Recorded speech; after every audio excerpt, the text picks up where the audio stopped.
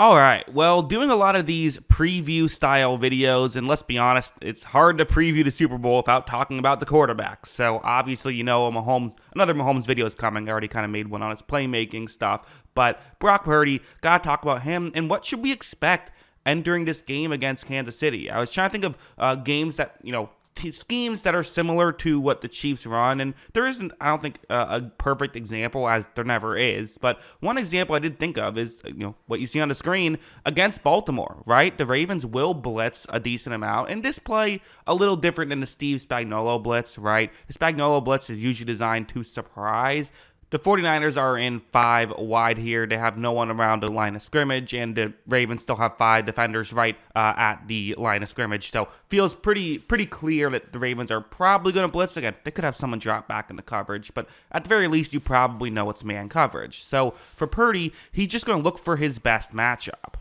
The one you see on the screen is George Kittle's route, where whether it's Kittle or Ayuk's been very good in man coverage. Samuel is more of a zone buster, but can definitely win in man coverage. And of course, you have McCaffrey as well, who are all very good. There's a lot of guys you have to cover. Watch how, when Purdy takes the snap, he's going to throw over the middle, and you see right here, there's a window. There absolutely is a window to make this throw, and that's part of the thing for Purdy, right?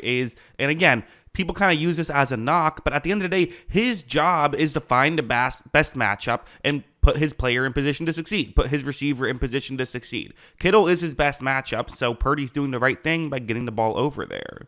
As you see, that's exactly what happens. Kittle makes a move, and he's often in an open space as well. So this is what Purdy can bring to the table. This is one of the biggest benefits of Brock Purdy, is simply just doing the simple stuff, being able to read the play and get the ball to the right player. That being said, if you remember how this game went, it did not go too well for Purdy. He had, I believe, 4 interceptions in this game, and while, a couple of them weren't his fault, they were just kind of fluky interceptions, as is usually the case, right? It's rare where you throw 4 interceptions and they're all just bad plays, right? But there were plays like this, and I do wonder if this is something that could happen in the Super Bowl, where you see the route on the screen, and on paper it might be confusing as to why this could even get open, where you have a safety who is deep on the top of the screen, and it seems like the receiver would be running directly in that area. Purdy is going to take the snap, he looks over in that direction, he fires in that direction, and that's what's happening, right? The safety who is towards the top of the screen has a beat on this. I think Purdy just misread the coverage here. I think he thought the safety was going to be coming further down, and when you constantly mix up what coverage you're running, even guys like Purdy, who do a pretty good job at knowing what's happening, can still make mistakes, right? Like Tom Brady would make mistakes when these things happen sometimes. Peyton Manning would make mistakes sometimes when these things happen. So even the smartest quarterbacks can get fooled. Definitely a guy who, has played around 1 full season at this point. Definitely he can make mistakes. As you see, this does get intercepted, and that's definitely part of the aspect that I think is maybe a bit even underlooked, perhaps, with Purdy, is yes, there could be guys who are open, but can you scheme that up, and can you figure out a way to kind of not make them think someone's open when they're actually not open? Because you have to make your reads so quickly, and he makes his reads so quickly, there's opportunity there. And he has been someone who puts the ball in harm's way. So him protecting the football and not making mistakes, I do think could go a long way. So that's an important aspect to talk about, I think. But also, heading over to something like this, again, sure, that could have happened, but sometimes it's as simple as just, situation like this, it's actually zone coverage, but it's Deebo Samuel now running the route that Purdy is going to look towards.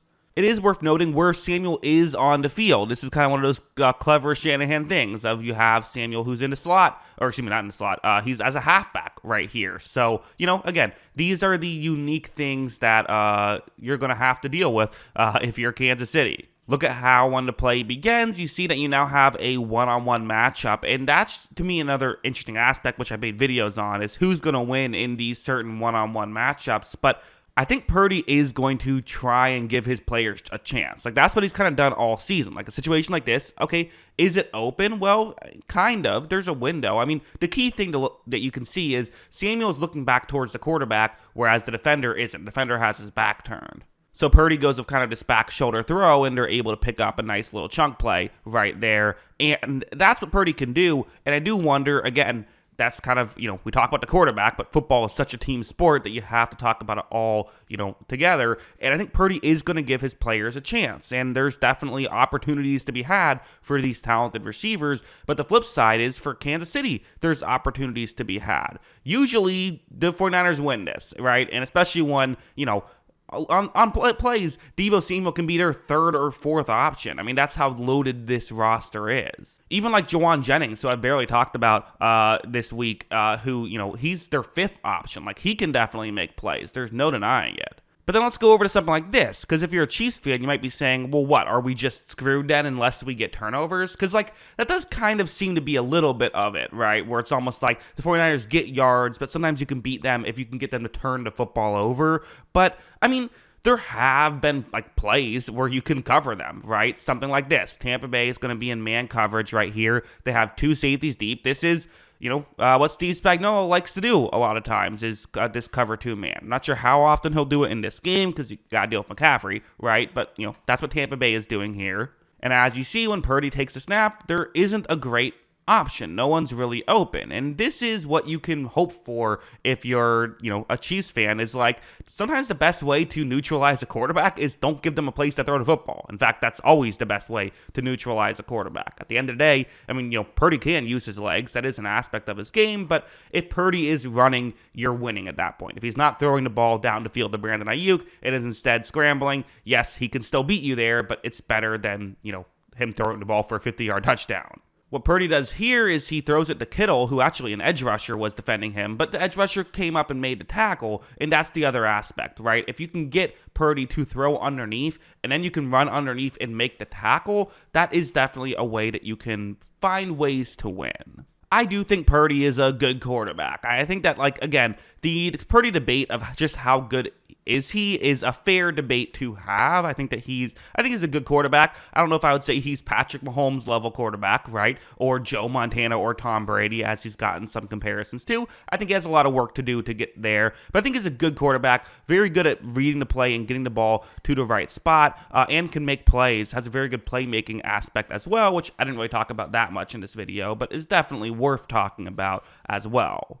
I think the biggest flaw in his game is his willingness to put the ball in harm's way at times, and that's definitely something that Kansas City could take advantage of. I think for the Chiefs, you kind of hope going in that you can win the turnover battle in this game, which obviously you win a turnover battle, really easy to win a football game. But the reality is, again, I think there probably will be good opportunities for Purdy to put the ball down the field, and we'll see how he does. I also think there will be opportunities where not a lot's open, and we'll see Purdy have to make plays to get things to work, which he also is capable of doing. So, yeah, those are kind of my thoughts on Purdy and what's going to happen with him in the Super Bowl. Let me know what you think in the comments below. Always love hearing from you, and of course, as always, thanks for watching.